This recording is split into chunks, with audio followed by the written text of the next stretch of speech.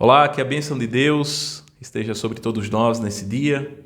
Sou o pastor Abraão Demétrios, pastor da Igreja Presbiteriana do Brasil, e nesse dia estarei compartilhando com você a mensagem do Evangelho de Jesus Cristo, conforme nos é apresentado na carta aos Romanos, no capítulo de número 8, a partir do versículo 28, que nos diz assim: Sabemos que todas as coisas cooperam para o bem daqueles que amam a Deus, daqueles que foram chamados segundo o seu propósito. Porquanto aos que de antemão conheceu, também os predestinou para serem conforme a imagem de seu Filho, a fim de que ele seja o primogênito entre muitos irmãos. E aos que predestinou, a esses também chamou, aos que chamou, a esses também justificou, e aos que justificou, a esses também glorificou. Amém. Que palavra maravilhosa da parte de Deus para as nossas vidas. Todas as coisas, tudo coopera para o nosso bem, para o bem daqueles que amam a Deus. Mas são todos que verdadeiramente amam a Deus? Infelizmente não. Nem todos amam a Deus. Nem todos ouvem a mensagem do Evangelho e dão crédito a essa mensagem. Observe que aqueles que amam a Deus são aqueles que são chamados segundo o seu propósito. São aqueles que ouvem a palavra da vida e dão crédito a essa palavra da vida, o Verbo de Deus que se fez carne e habitou entre os homens. Aqueles que amam a Deus são aqueles que tiveram o seu coração transformado. São aqueles que do seu interior foi retirado o coração de pedra, o coração que não se inclina diante das verdades da palavra de Deus, o coração que não se inclina para as coisas espirituais do reino de Deus, o coração que se distancia de Deus.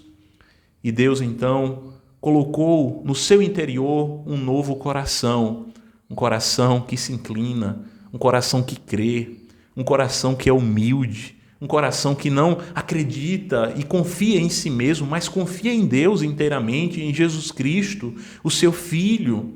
É um coração que tem prazer no chamado de Deus. Todas as coisas cooperam para o bem daqueles que amam a Deus. Tanto aquilo que é prazeroso, aquilo que nos traz alegria, quanto aquilo que é um infortúnio, aquilo que nos traz tristeza, aquilo que pode nos afligir. Todas as coisas cooperam para o nosso bem. E qual é o bem maior da nossa vida? É sermos conformados à imagem de Cristo. É para que em nós, a cada dia, sejamos lapidados por Deus através de tudo que acontece em nossa vida, para que nós nos parecemos mais com Cristo, para que nós amemos mais, para que nós sejamos mais misericordiosos, para que nós possamos exercer uma fé sincera, uma fé cheia de pureza, para que os nossos olhos se direcionem para aquilo que é puro, para que o nosso coração se volte para Deus. Todas as coisas cooperam para o bem daqueles que amam a Deus.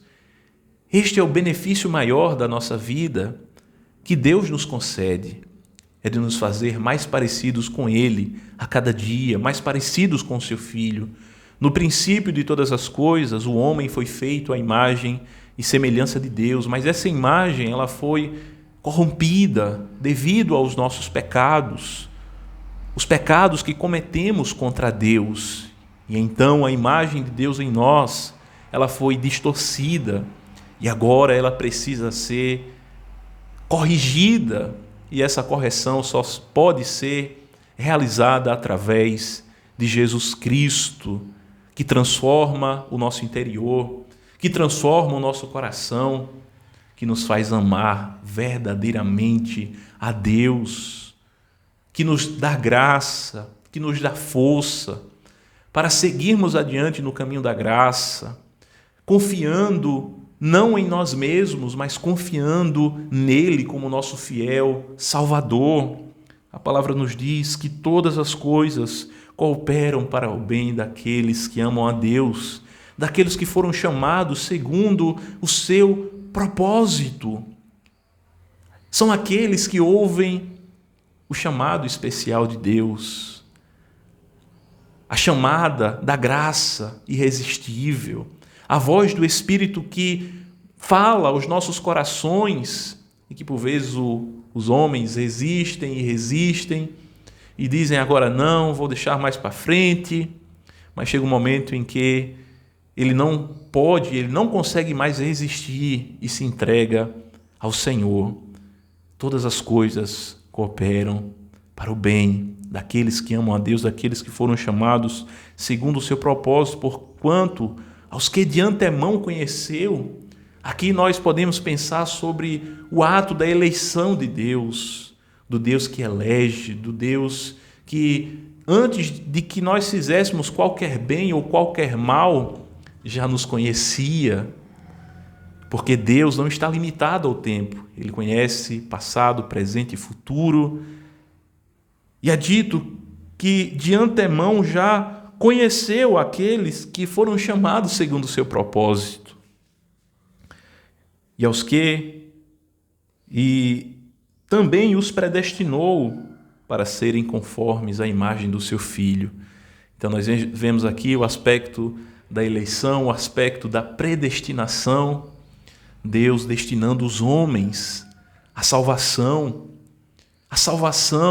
de nos refazer, fazer de nós uma nova criação por meio de Jesus Cristo e assim nos conformando à sua imagem e semelhança por meio da obra e pessoa do seu Filho. E é dito que aqueles que foram predestinados a este chamou, aqui são aspectos da ordem de salvação que estão sendo expressados aqui, que estão sendo expostos aqui através desse texto. Aos que predestinou, a esses também chamou. Aqueles que Deus escolheu desde antes a fundação do mundo e predestinou para a salvação são aqueles a quem Ele chama. Esses, no devido tempo, ouvem a voz de Deus e eles vêm. As ovelhas de Cristo ouvem a sua voz. Aqueles que Deus predestinou virão no devido tempo. Todos aqueles que Deus destinou para a salvação serão salvos. E aos que chamou, a estes também justificou.